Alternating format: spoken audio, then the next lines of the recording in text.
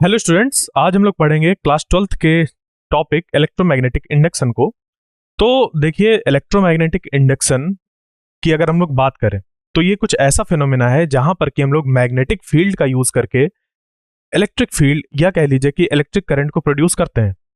शुरुआत में हम लोग क्या मानते थे कि जो इलेक्ट्रिसिटी है, ठीक है, जैसे कि हम लोग ने पढ़ा अपने पहले चैप्टर में चार्जेस के बारे में या उन चार्जेस की वजह से इलेक्ट्रिक फील्ड के बारे में, इलेक्ट्रिक पोटेंशियल के बारे में, तो इसको शुरुआती दौर पर क्या समझा जाता था कि इलेक्ट्रिसिटी एकदम अलग सब्जेक्ट है। ठीक है, तो इलेक्ट्रिसिटी जब पढ़ते थे उस पर सिर्फ चार्जेस के बारे में पढ़ते थे। इसी तरीके से मैग्नेटिज्म भी एक सेपरेट सब्जेक्ट माना जाता था जिसपे कि मैग्नेट्स के बारे में पढ़ा जाता था। मैग्नेट के पोल्स की स्ट्रेंथ, मैग्नेटिक फील्ड कैसे उससे प्रोड्यूस हो रही है, इन सबको पढ़ते थे। ठीक है, फिर आगे चलकर 19th सेंचुरी में यानी कि 1800 वाले जो टाइम था, इसमें जाकर ये बात इस्टेब्लिश हुई ऑरस्टेड, एम्पियर, इन सब के एक्सपेरिमेंट से कि जो चार्जेस मूव कर रहे होते हैं, ठीक है, जो चार्जेस मूव कर रहे होते हैं, उन मूविंग चार्जेस की वजह से प्रोड्यूस होती है मैग्नेटिक फील्ड। ठीक है, तो एक यहां पर रिलेशन हमें मिला कि जो मूविंग चार्जेस होते हैं वो प्रोड्यूस करते हैं मैग्नेटिक फील्ड। ठीक है, यानी कि देखो, एक पार्ट था हम लोग का इलेक्ट्रिसिटी वाला, चार्जेस की स्टडी हम लोग कर रहे थे इलेक्ट्रिसिटी में, तो जब उन चार्जेस को मूव कराया विद कांस्टेंट वेलोसिटी तो ये बात पता चली कि वो प्रोड्यूस करते हैं मैग्नेटिक फील्ड। यानी कि यहां पर एक हमें रिलेशन मिला इलेक्ट्रिक फील्ड और मैग्नेटिक फील्ड के बीच में कि जब इसको चेंज करते हैं तो ये प्रोड्यूस करता है मैग्नेटिक फील्ड। ठीक है, मतलब अभी इलेक्ट्रिक फील्ड को बेसिकली चेंज करके नहीं, अभी तक रिलेशन मिला, आगे चलकर वो भी निकल कर आता है जब मैक्सवेल्स इक्वेशन हम लोग पढ़ेंगे। ठीक है, जब चैप्टर 8 में मैक्सवेल्स इक्वेशन पढ़ेंगे तो ये बात भी निकल कर आएगी कि इलेक्ट्रिक फील्ड के चेंज होने से मैग्नेटिक फील्ड प्रोड्यूस होती है, बट अभी नहीं। ठीक है, अभी सिर्फ ये हम समझेंगे कि जब charge with constant velocity move करता है तो प्रोड्यूस करता है क्या, मैग्नेटिक फील्ड। तो ये एक तरफा रिलेशन हमें मिला इलेक्ट्रिसिटी और मैग्नेटिज्म के बीच में। फिर एक यहां पर क्वेश्चन राइज करता है कि अगर चार्जेस जो कि मूव कर रहे हैं वो मैग्नेटिक फील्ड प्रोड्यूस कर सकते हैं, तो क्या मैग्नेटिक फील्ड या मैग्नेट्स इलेक्ट्रिक करंट को प्रोड्यूस नहीं कर सकते? ये एक सिंपल सा क्वेश्चन है, बट ऐसा क्वेश्चन जिसने की हिस्ट्री बदल दी। ठीक है, आज जो भी हम चीजें देख रहे हैं अपने चारों तरफ, जैसे कि मोबाइल फोन या घर में हमारे इलेक्ट्रिसिटी आती है, बहुत कम कॉस्ट में आती है, एफिशिएंटली हमारे चारों तरफ आज देखिए हर एक चीज इलेक्ट्रिसिटी से चल रही है। तो ये सब पॉसिबल हो पाया जब ये एक क्वेश्चन आया, ठीक है, कि क्या मैग्नेट जनरेट कर सकते हैं इलेक्ट्रिक करंट। ये एक सिंपल सा क्वेश्चन आज इतने डेवलपमेंट का कारण बना। ठीक है, तो ये इस क्वेश्चन पे वर्क किया किसने, फैराडे और हेनरी ने, कि क्या मैग्नेट्स प्रोड्यूस कर सकते हैं इलेक्ट्रिक करंट। और इन्होंने सीरीज ऑफ एक्सपेरिमेंट्स किए, बहुत ढेर सारे एक्सपेरिमेंट्स किए कि किस तरीके से मैग्नेट्स का यूज करके इलेक्ट्रिक करंट को प्रोड्यूस किया जा सकता है। ठीक है, तो उन्होंने क्या किया, मूविंग मैग्नेट्स में जब एक सिस्टमैटिक स्टडी करी, डिफरेंट तरीके के एक्सपेरिमेंट्स किए, तो ये बात निकल कर आई कि हम लोग मैग्नेट्स का यूज करके इलेक्ट्रिक करंट को प्रोड्यूस कर सकते हैं। ये बात निकल कर आई। ठीक है, तो उनमें से कुछ एक्सपेरिमेंट्स जो कि रिस्पॉन्सिबल थे इस बात को बताने के लिए कि मूविंग मैग्नेट्स भी इलेक्ट्रिक करंट को प्रोड्यूस कर सकते हैं, क्योंकि हमें पहले से पता था कि इलेक्ट्रिक करंट मैग्नेटिक फील्ड को जनरेट करते हैं या मैग्नेट्स बनाते हैं। क्योंकि हम लोग ने देखिए अपने पिछले चैप्टर में पढ़ा था, जो पिछले चैप्टर्स थे हमारे, जैसे chapter 4 moving charges and magnetism, chapter 5 जो हम लोग का था मैग्नेटिज्म एंड मैटर, उसमें ये बात हमें पता थी कि अगर हमारे पास एक सर्कुलेटिंग करंट लूप है तो वो एक as a magnetic dipole behave करता है, एज अ मैग्नेट बिहेव करता है। तो इलेक्ट्रिक करंट प्रोड्यूस कर सकता है एक मैग्नेट को, तो क्या मैग्नेट प्रोड्यूस नहीं कर सकते इलेक्ट्रिक करंट को? इस क्वेश्चन को लेकर उन्होंने एक्सपेरिमेंट्स किए फैराडे और हेनरी ने। ठीक है, 1830s के पास। तो उनमें से हम लोग 3 एक्सपेरिमेंट्स को यहां पर पढ़ेंगे, जिससे कि हमें पता चलेगा कि जो मैग्नेट्स हैं उनसे किस तरीके से इलेक्ट्रिक करंट को प्रोड्यूस किया जा सकता है। क्लियर?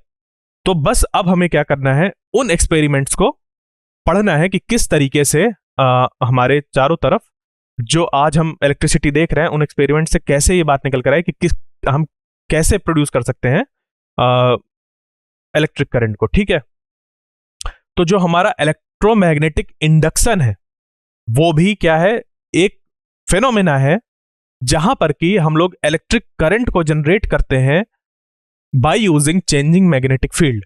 ठीक है, जैसे कि आप यहां पर इसको देख रहे होंगे कि ये एक जनरेटर है। ठीक है, यहां ये हमारा जनरेटर है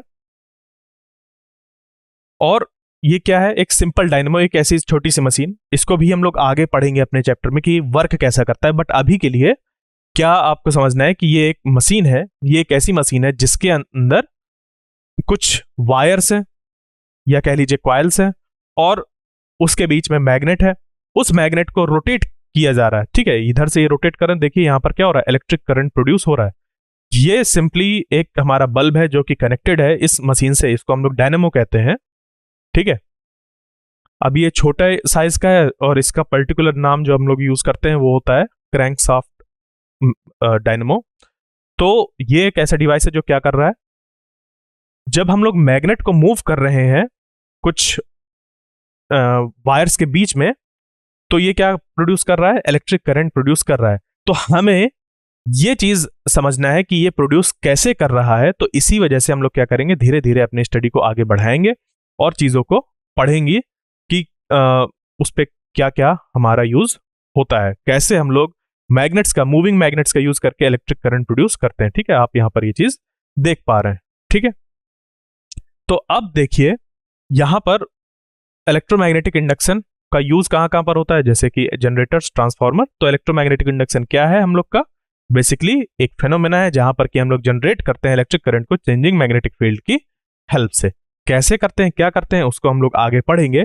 बट अभी जो था हम लोग का एक्सपेरिमेंट्स, कि फैराडे ने जो एक्सपेरिमेंट्स किए थे उसको हम लोग देखेंगे।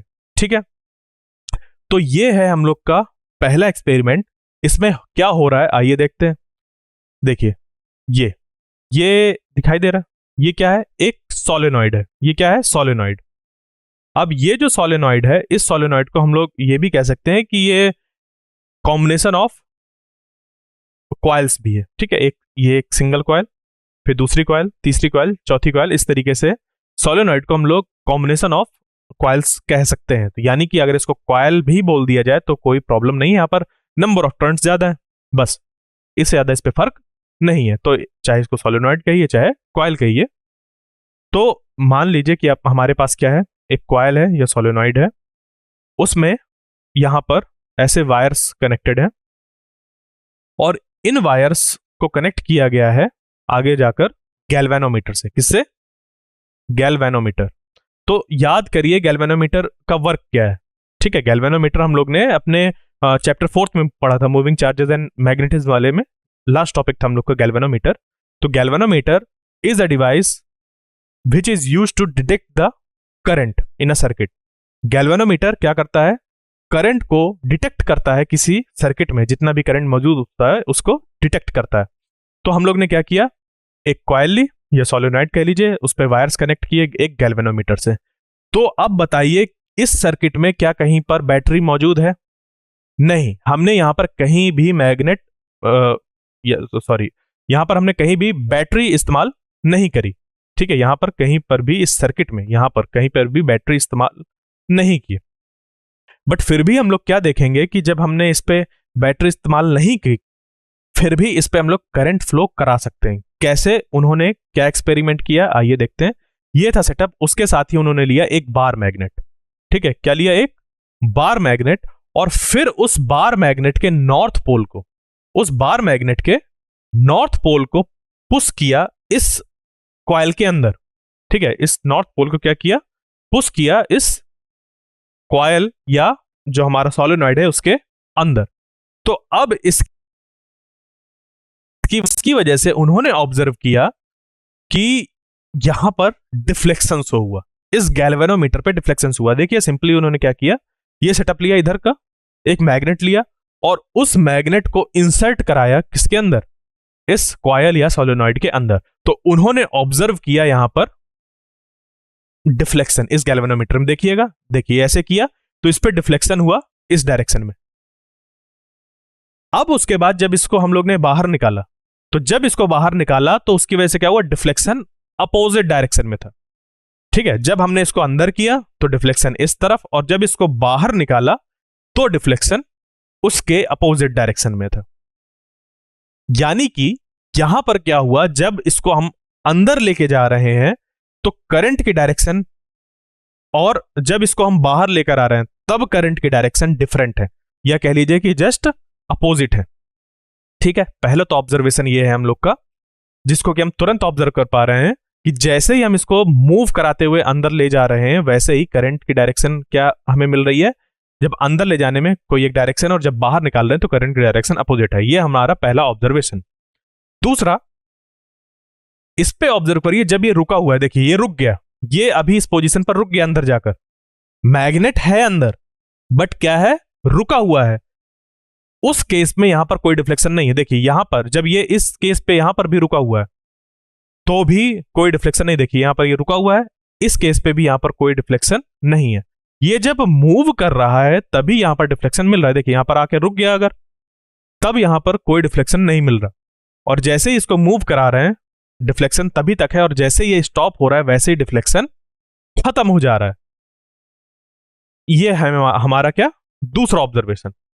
इसी में अगर हम क्या करें कि ये जो मैग्नेट है इसका पोल चेंज कर दें, इसका क्या कर दें, पोल चेंज कर दें। अब इस पे क्या किया जाए कि इसका जो साउथ पोल है और इसका नॉर्थ पोल है, इसको इंटरचेंज अगर कर दें, तब अगर हम लोग देखेंगे तब भी हमें डिफ्लेक्शन देखने को मिलेगा, और यह भी देखने को मिलेगा कि जब ये मैग्नेट रुका होगा तब किसी भी तरीके का डिफ्लेक्शन नहीं होगा, सिर्फ मूविंग, जब मैग्नेट मूव कर रहा है तब हमें डिफ्लेक्शन मिलेगा, जैसे ही रुकेगा वैसे डिफ्लेक्शन नहीं मिलेगा।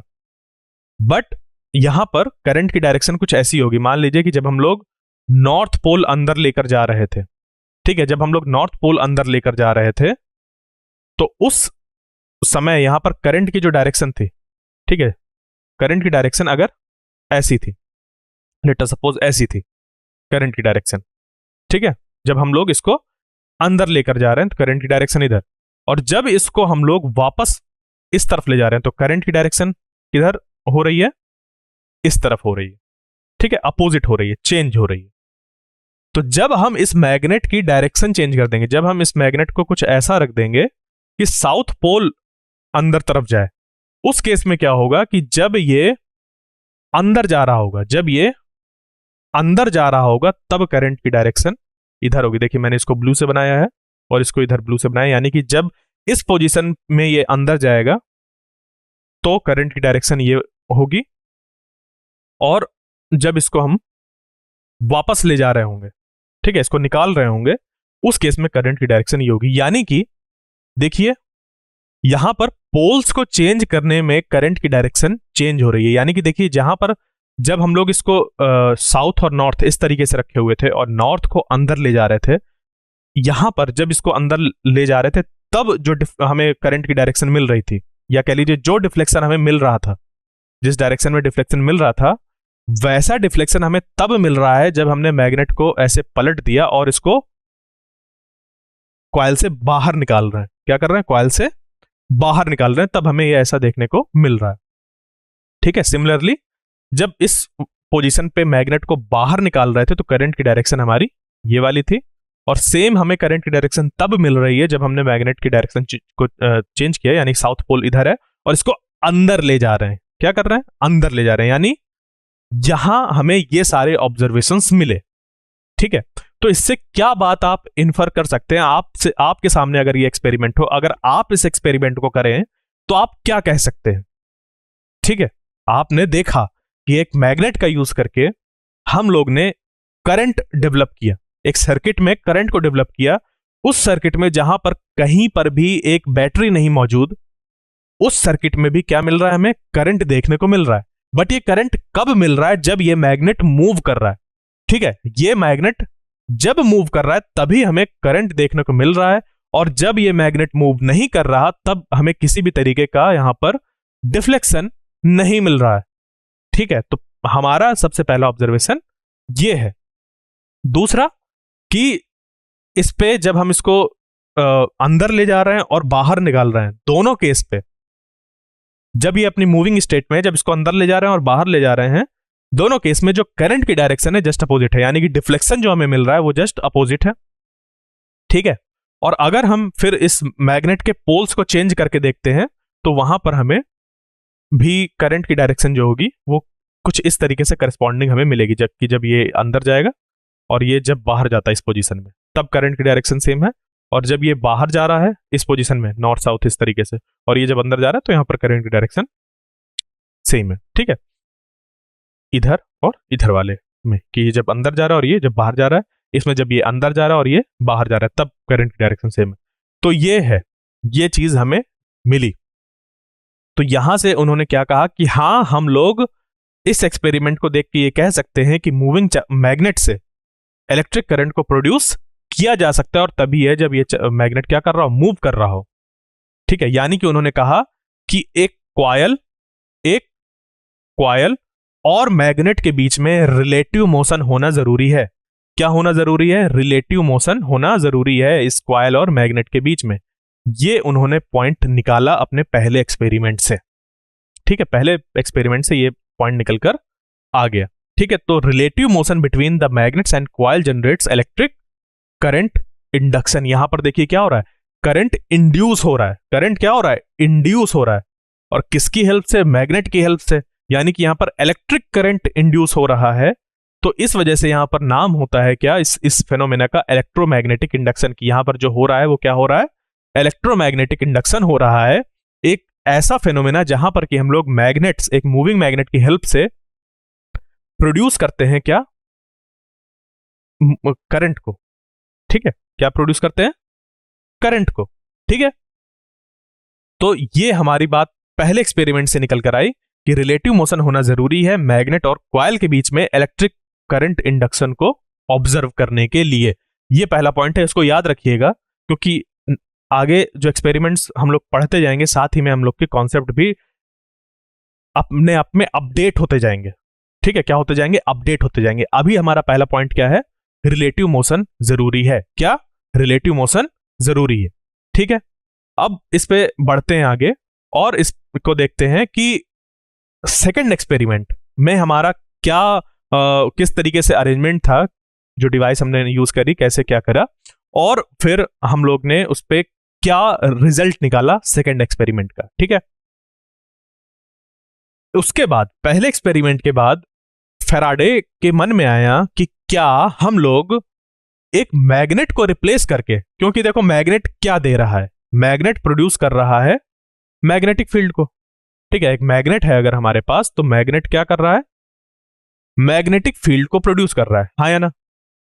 ठीक है, तो फैराडे के मन में एक सवाल आया कि देखो मैग्नेट जरूरी है इलेक्ट्रोमैग्नेटिक इंडक्शन के लिए कि मैग्नेटिक फील्ड जरूरी है।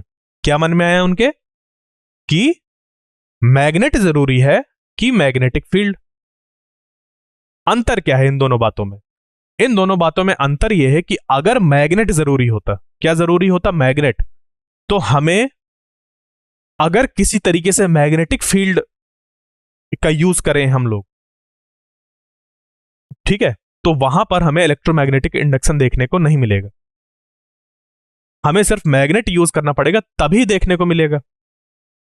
ठीक है, तो इसी बात को कंफर्म करने के लिए उन्होंने किया एक्सपेरिमेंट 2 कि क्या एक मैग्नेट जरूरी है इलेक्ट्रोमैग्नेटिक इंडक्शन के लिए या फिर मैग्नेटिक फील्ड जरूरी है। तो उसके लिए उन्होंने क्या किया, जो हमारा एक मैग्नेट होता है, नेचुरल अकरिंग मैग्नेट है, जो जैसे कि बार मैग्नेट, मतलब नेचुरल अकरिंग से मतलब ये है कि एक उस पे हम लोग इलेक्ट्रिक करंट का यूज नहीं कर रहे हैं, उस पे हमारे मौजूद हैं मैग्नेटिक मटेरियल्स। ठीक है, फेरोमैग्नेटिक मटेरियल्स मौजूद है जिसमें कि डाइपोल मोमेंट मौजूद है और वो एक परमानेंट मैग्नेट है। ठीक है, यानी कि हमें परमानेंट मैग्नेट जरूरी है। क्या हम लोग एक इलेक्ट्रोमैग्नेट का यूज करें और उसकी मैग्नेटिक फील्ड से फिर हम लोग वैसे ही फेनोमेना ऑब्जर्व कर सकते हैं या नहीं?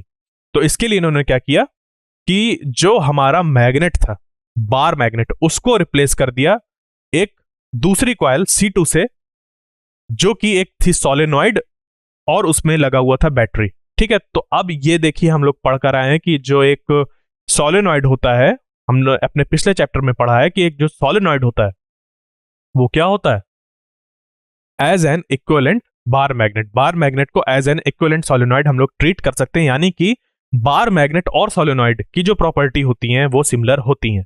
तो हम बार मैग्नेट की जगह पर अगर चाहें तो सोलेनॉइड का इस्तेमाल कर सकते हैं मैग्नेटिक फील्ड को प्रोड्यूस करने के लिए, और इसी चीज के लिए उन्होंने क्या किया, बार मैग्नेट को यहां पर रिप्लेस कर दिया एक सोलेनॉइड से।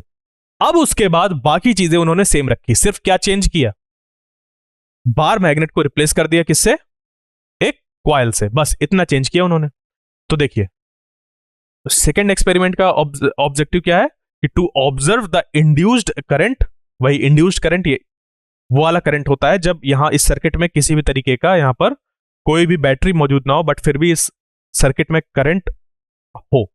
तो ये जो करंट आता है वो कैसे आता है, कहते हैं कि ये इंड्यूस हुआ, अभी तक नहीं था, ये क्या हुआ, करंट इंड्यूस हुआ, तो इसको कहते हैं इंड्यूस्ड करंट। तो हमें इस वाले कॉइल पे या इस सर्किट में इंड्यूस्ड करंट को ऑब्जर्व करना है कब, जब इसके बगल में एक दूसरी कॉइल को, एक करंट कैरिंग कॉइल जो कि बिहेव करेगी एज अ मैग्नेट और ये अपनी मैग्नेटिक फील्ड प्रोड्यूस करेगी, उसको यहां पर मूव कराया जाए। ठीक है, तो यही चीज उन्होंने करी।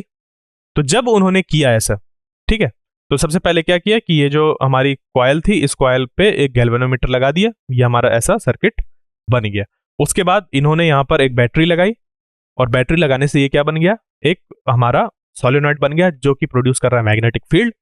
उसके बाद इस अरेंजमेंट को कोएक्सियली, मतलब कि इसकी एक्सिस और इसकी एक्सिस को मिलाते हुए ये इधर इसको मूव कराया, इसको इधर मूव कराया। तो जब इसको इधर मूव कराया तो उन्होंने बिल्कुल सिमिलर जो भी हमारे रिजल्ट्स थे या जो ऑब्जर्वेशंस थे पिछले एक्सपेरिमेंट में, एक्सपेरिमेंट फर्स्ट में, वैसे ही ऑब्जर्व किए इस केस में भी। यानी कि उन्होंने देखो बार मैग्नेट को रिप्लेस कर दिया, फिर भी हमें बाकी चीजें बिल्कुल वैसी ही मिली जैसे कि एक बार मैग्नेट के केस में था। यानी कि हमें एक परमानेंट मैग्नेट की जरूरत नहीं है, हमें जरूरी है क्या, मैग्नेटिक फील्ड। क्या जरूरी है, मैग्नेटिक फील्ड। यानी कि यहां पर भी हमें सेम चीज ऑब्जर्व हुई जैसे कि हम लोग क्या कर रहे थे, इस पे बार एक्सपेरिमेंट फर्स्ट में ऑब्जर्व कर रहे थे कि जब तक ये सोलेनॉइड ऐसे ऐसे मूव कर रही थी तभी हमें यहां पर करंट इंड्यूस्ड होता दिखा। ठीक है, जब ये इधर जा रही थी और जब इसका डायरेक्शन इधर था, दोनों केस में जो यहां पर इंड्यूस्ड करंट की डायरेक्शन थी वो अपोजिट थी। ये सारी चीजें उन्होंने ऑब्जर्व करी। ठीक है, तो अगर इसको हम लोग देखें तो ये कुछ ऐसा है। ठीक है, ये जो सारा सेटअप है ये कुछ ऐसा है कि जब ये देखिए, ये कॉइल मान लीजिए क्या है, हमारी C1 कॉइल है ये वाली। ठीक है, और ये कॉइल C2 है। ठीक है, इस सोलेनॉइड है बेसिकली, मैं और इस बात को पहले भी बता चुका हूं कि मैं अभी कॉइल बोलूं या सोलेनॉइड एक ही चीज है, क्यों बता चुका हूं। ठीक है, तो यहां पर ये वाली जो कॉइल है इसको C2 और इसको C1 इससे मैच करिए। ठीक है, तो अब यहां पर क्या हुआ कि ये जो हमारी C2 कॉइल है, इस C2 कॉइल को हम लोग ने कनेक्ट कर रखा है बैटरी से, यानी कि ये बिहेव करेगा एज अ मैग्नेट, ये बिहेव करेगा एज अ मैग्नेट। ठीक है, और ये जो C1 कॉइल है वो हमारी किससे जुड़ी हुई है, गैल्वेनोमीटर से, पीछे गैल्वेनोमीटर रखा हुआ है। तो देखिए इसमें भी बिल्कुल वैसा ही हमें ऑब्जर्वेशन मिलेगा जैसे कि बार मैग्नेट वाले, यानी कि पहले एक्सपेरिमेंट में था। ठीक है, तो इसको अगर आप देखें तो ये देखिए यहां पर कि जब इसको हम लोग पास ला रहे हैं तो डिफ्लेक्शन, और जब इसको वापस ले जा रहे हैं तो डिफ्लेक्शन अपोजिट डायरेक्शन में। ठीक है, तो इससे क्या बात निकल कर आई कि हमें बार मैग्नेट या परमानेंट मैग्नेट जरूरी नहीं है, हमें जरूरी है मैग्नेटिक फील्ड इलेक्ट्रोमैग्नेटिक इंडक्शन के लिए। ठीक है, तो अब यहां पर यह बात इस्टेब्लिश हुई। क्लियर, तो जो हमारे कंक्लूजन उसको हम लोग यही देखें कि क्या है कि रिलेटिव मोशन हमें चाहिए कॉइल्स के बीच में इलेक्ट्रिक करंट को इंड्यूस करने के लिए। यानी कि ये जो पहली कॉइल है और ये जो दूसरी कॉइल है इसके बीच में रिलेटिव मोशन होना तो मस्ट है। रिलेटिव मोशन होना तो मस्ट है। तो पहले एक्सपेरिमेंट फर्स्ट से ही ये बात निकल कर आ गई थी रिलेटिव मोशन की। दूसरी से ये भी बात निकल कर आ गई कि रिलेटिव मोशन के साथ साथ यहां पर हमें क्या चाहिए, हमें चाहिए मैग्नेटिक फील्ड रेदर देन एक परमानेंट मैग्नेट। यहां पर हमें क्या चाहिए, मैग्नेटिक फील्ड चाहिए। ठीक है, ये कंक्लूजन हमारे निकल कर आ गए, पहले से ये दूसरे से ये। ठीक है, अब आता है तीसरा एक्सपेरिमेंट, और तीसरे एक्सपेरिमेंट में ये बात निकल कर आती है कि यार ये रिलेटिव मोशन सच में जरूरी है, कि क्या ये हमें रिलेटिव मोशन सच में जरूरी है। ठीक है, उनका एक सिंपल सा क्वेश्चन था कि दो कॉइल्स के बीच में या एक कॉइल और एक मैग्नेट के बीच में ये रिलेटिव मोशन जरूरी है कि मैग्नेटिक फील्ड का चेंज होना जरूरी है। क्यों? क्योंकि अगर आप गौर से देखें तो ये जो सेटअप था, इस सेटअप में ये सोलेनॉइड, और इसको जब यहां पर हम लोग मूव करा रहे हैं, इसको इधर ले जा रहे हैं या इसको वापस ले जा रहे हैं, ठीक है, यहां पर गैल्वेनोमीटर लगा हुआ है और यहां पर एक बैटरी लगी हुई है। तो इस केस में यहां पर यह बात हम सोच सकते हैं कि आखिर रिलेटिव मोशन की वजह से चेंज क्या हो रहा है। देखिए, यह बात तो स्टैब्लिश हो गई कि मैग्नेटिक फील्ड जरूरी है, और अगर मैग्नेटिक फील्ड जरूरी है और साथ में रिलेटिव मोशन भी जरूरी है, तो रिलेटिव मोशन कॉज कर क्या रहा है? रिलेटिव मोशन कॉज कर रहा है कि ये जो यहां पर हमारी एक कॉइल है, ठीक है, ये जो एक कॉइल है, इस कॉइल से इस कॉइल की जो मैग्नेटिक फील्ड पास हो रही थी, उस मैग्नेटिक फील्ड को जब हम लोग देखिए क्या कर रहे थे, इस कॉइल को पास लेकर आ रहे थे, तो मैग्नेटिक फील्ड की स्ट्रेंथ जो इसके अंदर से पास हो रही थी वो बढ़ रही थी।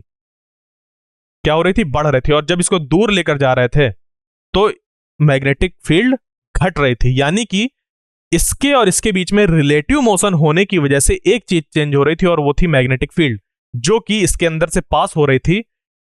तो उनका क्वेश्चन ये था कि क्या यही जरूरी है, इसके अंदर से पास होने वाली मैग्नेटिक फील्ड जरूरी है, उसके मैग्नेटिक फील्ड के चेंज होना जरूरी है, या फिर रिलेटिव मोशन जरूरी है? बात समझ पे आई? पहले एक्सपेरिमेंट से बात आई कि रिलेटिव मोशन जरूरी है कॉइल और मैग्नेट के बीच में, दूसरे से ये निकल कर आए कि देखो मैग्नेट जरूरी नहीं है, मैग्नेटिक फील्ड जरूरी है। तीसरे से अब वो ये पता करना चाह रहे थे कि रिलेटिव मोशन जरूरी है कि उस मैग्नेटिक फील्ड का चेंज होना जरूरी है। ठीक है, तो उन्होंने इसके लिए क्या किया, इन दोनों कॉइल को फिक्स कर दिया, इन दोनों कॉइल C1 और C2 को फिक्स कर दिया, को एक्सियली क्या कर दिया, फिक्स कर दिया। यानी कि इसकी एक्सिस और इसकी एक्सिस एक ही लाइन में है और इसको कर दिया फिक्स। तो जब इन्होंने इसको ऐसे फिक्स कर दिया, उसके बाद इस C1 कॉइल पे गैल्वेनोमीटर लगा हुआ है और इस दूसरी कॉइल पे लगा हुआ है एक बैटरी, और साथ में एक टैपिंग की क्या लगी हुई है, टैपिंग की। टैपिंग की यानी कि इसको जैसे कि डोरबेल की घंटी होती है ना, बेल जो बजाने के लिए हम लोग यूज करते हैं की, उसको क्या करते हैं, ऐसे टैप करते हैं, वो फिर से अपने ऑफ पोजीशन में आ जाती है। तो इस तरीके से हम लोग क्या करते हैं, टन टन टन टन, ऐसा। उसी तरीके से यहां पर भी है ये टैपिंग की, उसको टैप टैप टैप ऐसे करेंगे तो on off on off on off ऐसे होगी जल्दी जल्दी। ठीक है, तो बस इसी अरेंजमेंट में उन्होंने क्या किया, इन दोनों को अगल बगल रखा और इस पे इसको टैप किया। तो जैसे इसको टैप किया, उन्होंने यहां पर क्या देखा कि ये जो गैल्वेनोमीटर था इस पे डिफ्लेक्शन हुआ। इसमें क्या हुआ, इसमें डिफ्लेक्शन हुआ।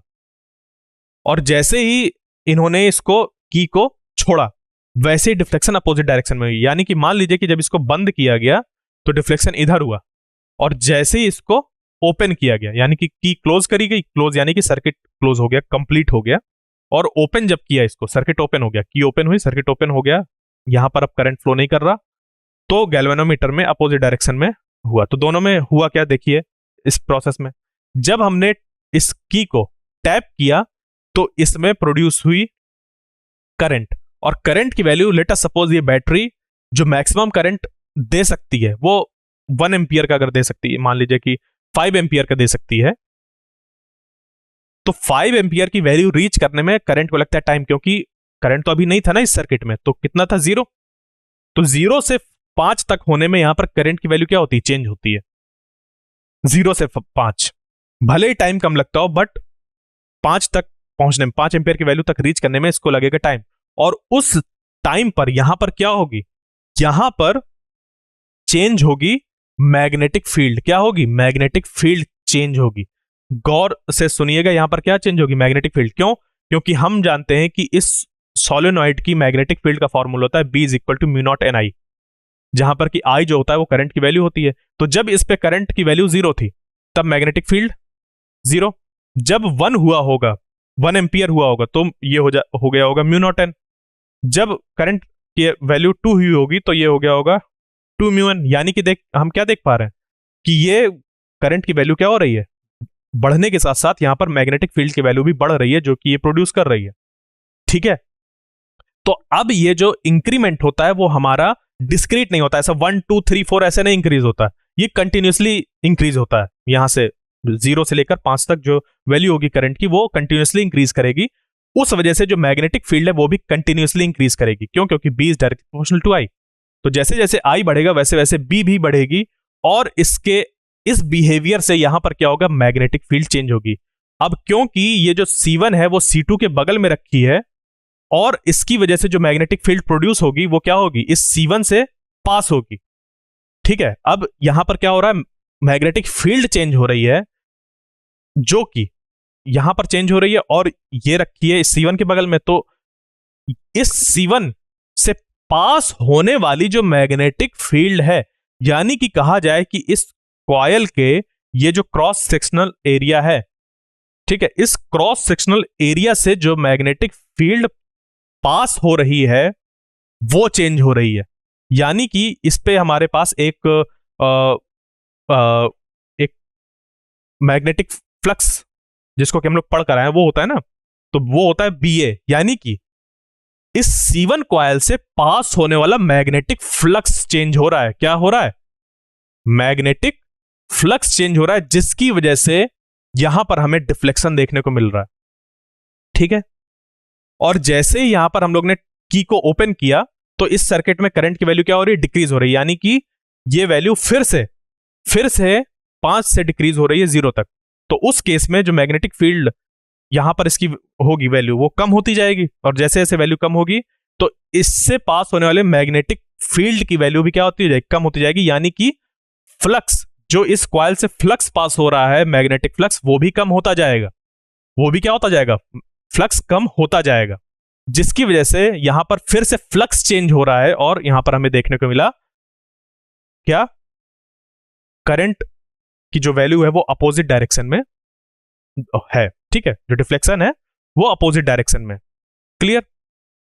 तो ये बात इस्टेब्लिश हुई इन 3 एक्सपेरिमेंट से कि किसी कॉइल से पास होने वाले मैग्नेटिक फ्लक्स का चेंज होना जरूरी है इलेक्ट्रोमैग्नेटिक इंडक्शन के लिए। तो इलेक्ट्रोमैग्नेटिक इंडक्शन हमारा तभी पॉसिबल है जब किसी कॉइल से एसोसिएटेड मैग्नेटिक फ्लक्स चेंज हो। क्या हो?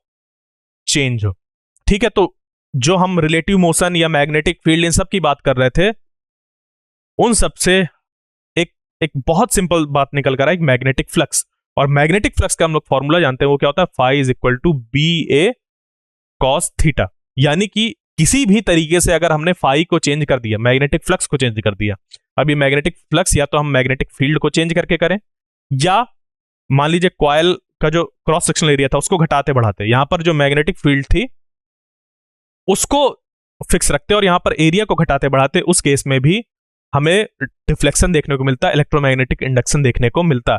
या फिर हम इसको और इसको कांस्टेंट रखें और थीटा को चेंज करें, उस केस में भी फाई चेंज होगा और इससे हमारा जो इलेक्ट्रोमैग्नेटिक इंडक्शन है वो देखने को मिलेगा।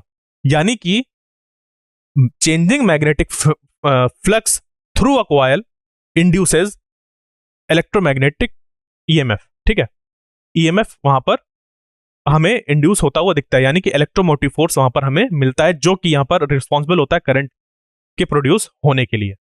ठीक है, तो इसमें पूरा जो हमें देखने को मिला कुछ ऐसा कि जब हमने की को टैप किया तो करंट की डायरेक्शन अगर ऐसी थी और यहां पर मैग्नेटिक फील्ड इंक्रीज हो रही थी उस केस में, तो यहां पर जो इंड्यूस्ड करंट था उसकी डायरेक्शन ऐसी थी। जब ये क्या किया, की को ऐसे टैप किया, इसको अगर आप की को ऐसे दबाए रखेंगे उस केस में डिफ्लेक्शन फिर से यहां पर 0 हो जाएगा। क्यों? क्योंकि यहां पर अब एक स्टेडी करंट पास हो रहा होगा, तो मैग्नेटिक फील्ड की वैल्यू चेंज नहीं हो रही, जिसकी वजह से इस कॉइल से पास होने वाली मैग्नेटिक फील्ड की वैल्यू चेंज नहीं हो रही, जिसकी वजह से फ्लक्स चेंज नहीं होगा। फ्लक्स चेंज नहीं होगा यहां पर। जब ये वैल्यू कांस्टेंट हो जाएगी यहां पर करंट की, तो मैग्नेटिक फील्ड कांस्टेंट हो जाएगी, और मैग्नेटिक फील्ड कांस्टेंट हो गई तो यहां पर जो फाई है वो भी कांस्टेंट हो जाएगा। यानी कि अगर आप इसको देखें तो अगर इसका आईपी नाम दे दें, ठीक है, आईपी नाम दे दें इसको, जब ये चेंज हो रही है तो चेंज हो रहा है क्या, मैग्नेटिक फील्ड। और ये जो मैग्नेटिक फील्ड जब चेंज हो रही है तो वो चेंज होता है फ्लक्स इससे पास होने वाला, ठीक है, सेकेंडरी वाले से, सेकेंडरी कॉइल से, ये जो दूसरी कॉइल है इसको सेकेंडरी कॉइल नाम दे सकते हैं, इस कॉइल से पास होने वाला फ्लक्स चेंज होगा और तभी यहां पर हमें इलेक्ट्रोमैग्नेटिक इंडक्शन देखने को मिलेगा। तो ये चीजें थी हमारी एक्सपेरिमेंट्स में निकल कर आई कि हमें चेंजिंग मैग्नेटिक फ्लक्स जरूरी है किसी कॉइल से एसोसिएटेड, तब उस कॉइल में जो करंट है वो डेवलप होता है। तो इसी के साथ हम लोग आज जो टॉपिक है उसको फिनिश करते हैं और आगे इस पे और भी चीजों को जानेंगे कि आगे फिर कैसे क्या लॉज निकल कर आए इस सारे एक्सपेरिमेंट्स को हम लोग ने जब किया, और कैसे इलेक्ट्रोमैग्नेटिक इंडक्शन में ईएमएफ को हम लोग अगर मेजर करना चाहें तो कैसे करेंगे, क्या उसका एक्सप्रेशन होता है, इन सबको आगे पढ़ेंगे। तो आई होप जो आज का सेशन था वो आपको समझ पे आया होगा। नेक्स्ट लेक्चर तक के लिए थैंक यू।